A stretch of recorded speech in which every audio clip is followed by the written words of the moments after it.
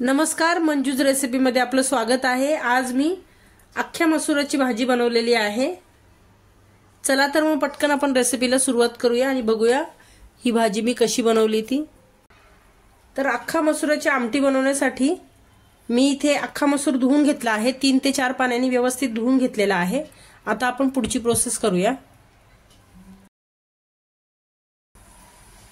2 चमचे इतकं मी तेल घातलेलं आहे। जीरं घालते, तेजपत्त्याची पानं घालते, दालचिनीचे तुकडे आहेत हे घालते, कढीपत्त्याची पानं आहेत ती घालते, कांदा घालते। 1 कांदा आहे छान बारीक चिरून घेतलेला। अद्रक लसूण आणि हिरवी मिरचीची पेस्ट आहे ही घालते। 1.5 चमचा इतकी मी अद्रक लसूणची पेस्ट घातलेली आहे। आता ही छान परतवून घेते। हा 1 टोमॅटो आहे हा घालते। आता यावरती झाकण ठेवते मी। 1 चमचा इतकं मीठ घालते मी। 150 ग्रॅम इतका मी अख्खा मसूर घेतलेला आहे धुवून। आता यावरती मी झाकण ठेवते। 2 मिनिटं झालेली आहे झाकण ठेवून। छान टोमॅटो मॅश झालेले आहे, तेलही सुटलेलं आहे बाजूला।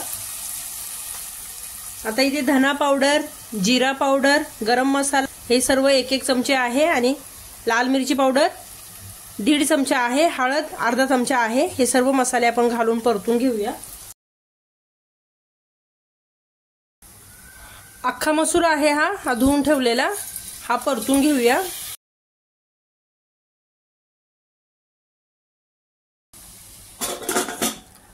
पुन्हा 2 मिनिटं मी झाकण ठेवून परतणार आहे। तर इथे 1-2 मिनिटं झालेली आहेत। मसूर छान मसाल्यासोबत मी परतून घेतलेला आहे। बारीक चिरलेली कोथिंबीर घालूया। आता यामध्ये मी हे पाणी गरम करून घेतलेलं आहे, हे पाणी घालते। मी इथे 1.5 ग्लास इतकं पाणी घालते, तर आपल्या आवडीप्रमाणे आहे। गरम पाणी टाकल्यामुळे लगेचच उकळी आलेली आहे। आता आपण कुकरचं झाकण बंद करून 2 शिट्ट्या घेऊया मीडियम फ्लेमवर। 3 शिट्ट्या घेऊन मी कुकर बंद केलेला होता, गॅस बंद केलेला होता। आपण बघूया मसूराची डाळ शिजली आहे का ती। शिजलेला आहे मसूर। तर इथे माझी अख्खा मसूरची आमटी तयार आहे। तुम्हाला जर का माझी ही रेसिपी आवडली असेल तर लाईक करा, शेअर करा, सबस्क्राइब करा। रेसिपी पूर्ण बघितल्याबद्दल धन्यवाद।